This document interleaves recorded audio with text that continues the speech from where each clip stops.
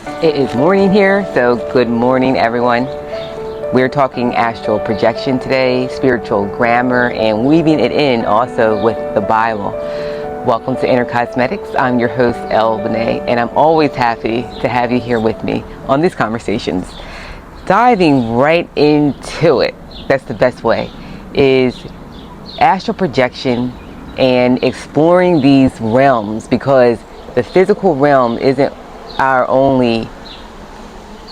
only thing that we're a part of. And I feel when we segregate, as with anything, you're not as fulfilled as you could be, right? But why are we only focused on the physical reality? Most likely because there's some things that are holding us and tethering us to this realm.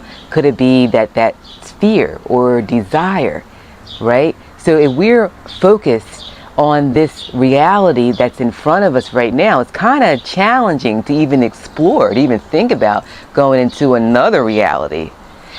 But once we can learn to be at peace and be still in this dimension, we can allow and receive and begin to explore the other elements, the other part of us. And a big step towards doing that is also releasing ourselves from the hypnosis that we are this vehicle. We're not. But it's a subtle hypnosis that's induced when we reference ourselves as this body. And that's where the spiritual grammar comes in, which I was referencing earlier in our subject line. We always talk about speak properly, but it's really important to speak properly on the spiritual level.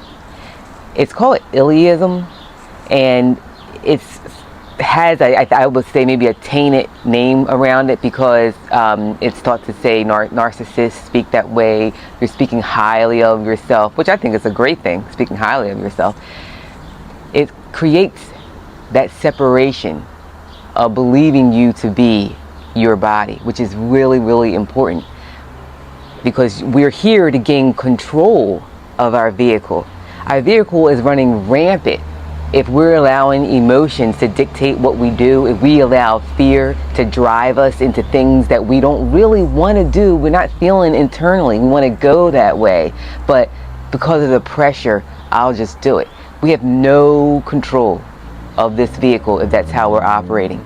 So before we can even get to the spiritual realm to explore, be in control of exploring, I should say, because I'm sure many do, but we want to have an intentional exploration of it. Is first getting control of what we're in right now. And so separate yourself to bring yourself together. And I found it to take 1 or 2 days, and over time, it's like anything. It becomes a habit. And you begin referencing yourself as, oh, I'm the consciousness and this is my vehicle. I can hear the thoughts. I hear the fear. I understand where the fear is coming from. It's trying to figure out how to resolve this issue. I got it. But I'm consciousness. I'm directly connected to source. So it's not the vehicle's job to even try to figure this out. And so you learn to pacify your vehicle, console it, let it know that I understand that you're trying to figure, but this isn't your job. You're a transceiver, a receiver of thoughts. Relax. I'll take care. Breath work. That's where breath work with my clients that I really find is vital to implement in those times, because with the breath work, you are cleaning your vehicle.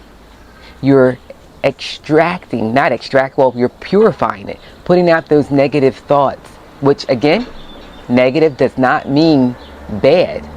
Negative is a charge. And we don't need it to be negative charged. It already is being in this realm.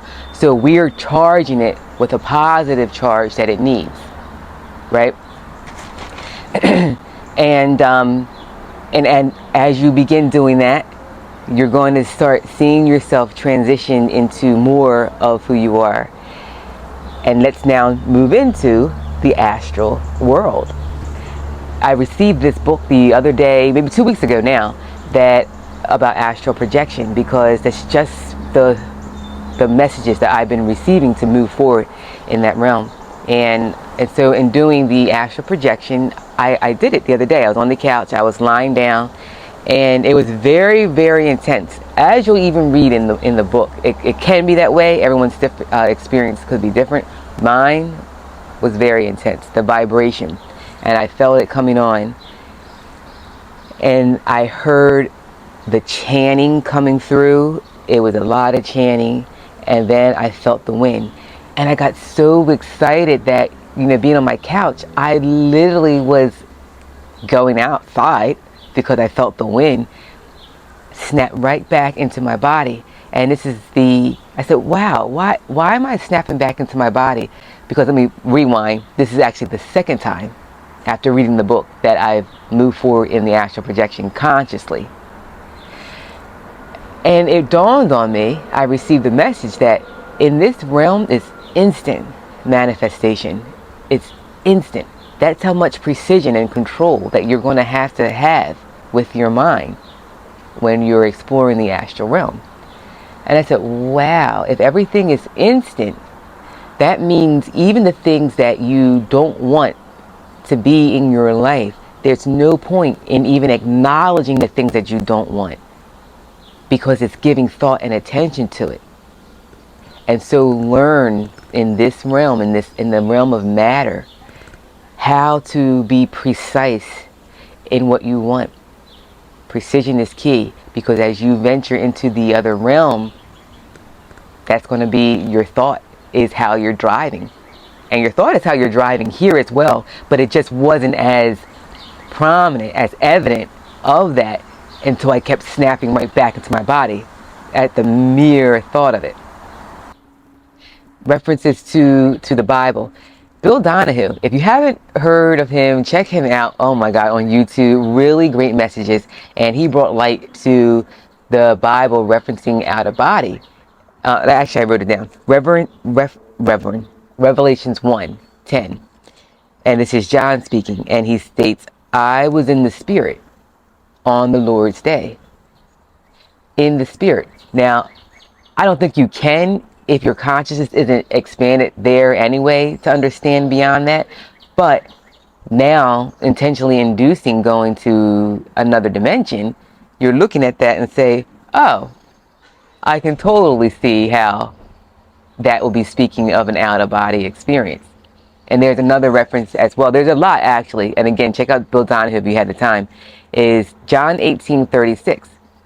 And just this Jesus speaking. And he says, my kingdom is not of this world. My kingdom is not of this world. So to me, it's learning how to blend both realms, all of you. Again, when we're separating ourselves off, we're not getting the fulfilled experience. And just in a little bit of stints that I've done, I've already received messages that are helping me in this reality of matter that already are coming through. Another message I received, let me rewind because I'm getting excited and want to share more. But this is important. Not to be upset. And this is a reminder for myself. It's so exciting, intentionally inducing yourself into that other world. That when you can't do it, I felt like, oh man, I want to get back there. And it said, it will happen, and it always does at the perfect time. There are still messages to be received every time your intent or your desire, your goal is to even go there. And so I said, let me treasure every experience of this. And as I did, I began receiving messages more clearly that even though I didn't astral project, I ended up in a lucid dream and I was being spoken to. And there's a lot of beautiful messages I know that you're going to be able to take, just the intent, just the desire to explore more of who you are. So going forward, moving full circle is today, we don't have to wait for anything. So even starting today, going into the week, begin that separation if you haven't already, of understanding that this is my vehicle. I am consciousness. I know how to purify it, use the breath work when you feel those thoughts coming on, and learn how to recharge your vehicle. And let's see how the experience here in the realm of matter enhances, because this is supposed to be fun, guys. This experience is meant to be fulfilling and free of and full of joy, right? And so let's embrace that and encourage it and allow it in. Near-death experiences, those are some of the times when you hear individuals talking about going out of body, and it's then that they realize, oh, there's way more than this realm of matter. Now, we don't have to have a near-death experience to begin exploring it. Check out the link below. Really great capture of this gentleman who had a near-death experience, and he shares firsthand of the beauty of out of body, what he learned from it, and how it does enhance the realm of matter as well. So on that note, thank you so much for tuning in. I always enjoy these conversations. I hope that you do as well. Leave a comment below, and I will catch you all on the next video.